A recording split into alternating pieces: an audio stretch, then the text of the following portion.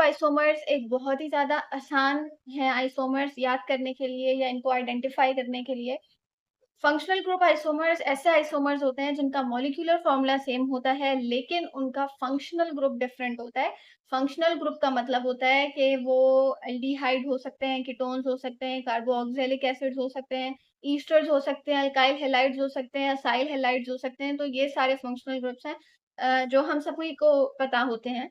तो 2 कंपाउंड्स का molecular formula same लेकिन उनका फंक्शनल ग्रुप जब डिफरेंट हो जाए, तो उसको हम कहते हैं फंक्शनल ग्रुप आइसोमर्स। तो अब हम इसके एग्जांपल देखना शुरू करते हैं।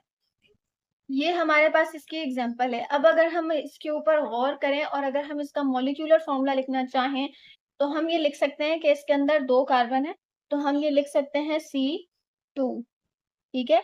और हाइड्रोजन हमारे पास है 3, 2 और एक 1, तो टोटल हाइड्रोजन हमारे पास है 6 और एक अदद हमारे पास यहाँ पर ऑक्सीजन भी मौजूद है। तो यहाँ पर हम लिखेंगे C2H6 और O और नेक्स्ट पे हम लिखेंगे C यहाँ पर भी 2 हैं, तो C2 और H यहाँ पर भी 3 और 3 6 तो H6 और अगर हम गौर करें तो यहाँ पर हमारे पास एक अदद ऑक्सीजन यहाँ पर भी बीच में आ रहा है, लेकिन इसका फंक्शनल ग्रुप बिल्कुल डिफरेंट है। वो कैसे कि यहाँ पर हमारे पास OH ग्रुप आ रहा है, हाइड्रोक्सिल ग्रुप आ रहा है। दैट्स व्हाई हम कह सकते हैं कि ये अल्कोहल है क्योंकि अल्कोहल के अंदर OH ग्रुप आता है और यहाँ पर सिंपल O है और हम जानते हैं कि कार्बन चेन के दरमियान में कहीं पर भी अगर ऑक्सीजन आ जाए तो वो ग्रुप हमारे पास ईथर होता है। ठीक है? तो हम यहाँ पर लिख सकते हैं कि ये ईथर है।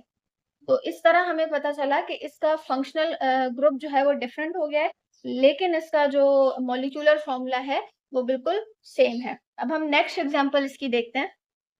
तो सेकंड एग्जांपल हमारे पास इसकी ये वाले दोनों कंपाउंड्स हैं जो कि फंक्शनल ग्रुप आइसोमर्स हैं आपस में। तो अगर हम इसका मॉलिक्यूलर फॉर्मूला लिखना चाहें, तो यहाँ पर हमारे पास 3 कार्बन है, 1, 2 और 3 और हाइड्रोजन हमारे पास 6 है, H6 और ऑक्सीजन हमारे पास यहाँ पर 1 है, ठीक है?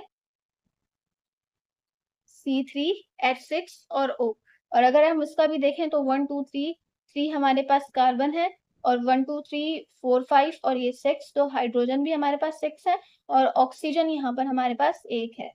तो इनका जो मॉलिक्यूलर फॉर्मूला है वो बिल्कुल सेम हो गया है, लेकिन जब हम इसके नेम के ऊपर गौर करेंगे या इसके फंक्शनल ग्रुप के ऊपर गौर करेंगे तो वो बिल्कुल डिफरेंट हो जाएगा। जैसे कि ये हमारे पास है एक कार्बोनाइल ग्रुप और ये भी हमारे पास है कार्बोनाइल ग्रुप। लेकिन अगर हम देखें तो ये हमारे पास एक कार्बन के ऊपर एंड हो रहा है और ये हमारे पास एक हाइड्रोजन के ऊपर एंड हो रहा है। कार्बोनाइल ग्रुप जब एक मज़ीद कार्बन पर एंड होता है या रेडिकल पे एंड होता है तो हम इसको कहते हैं कीटोन, ठीक है? और कार्बन जब हमारे पास हाइड्रोजन के ऊपर किसी की चेन एंड हो रही हो और वहाँ पर हमारे पास कार्बन की डबल बॉन्डिंग ऑक्सीजन के साथ मौजूद हो, तो हम इसको कहते हैं एल्डिहाइड, ठीक है? तो कीटोन और aldehyde same molecular formula but difference in aldehydes difference in functional group that are ketones and aldehydes, ठीक है? तो ये इसकी 2 एग्जांपल्स थी। होप कि बहुत अच्छा समझ आ गया होगा अब।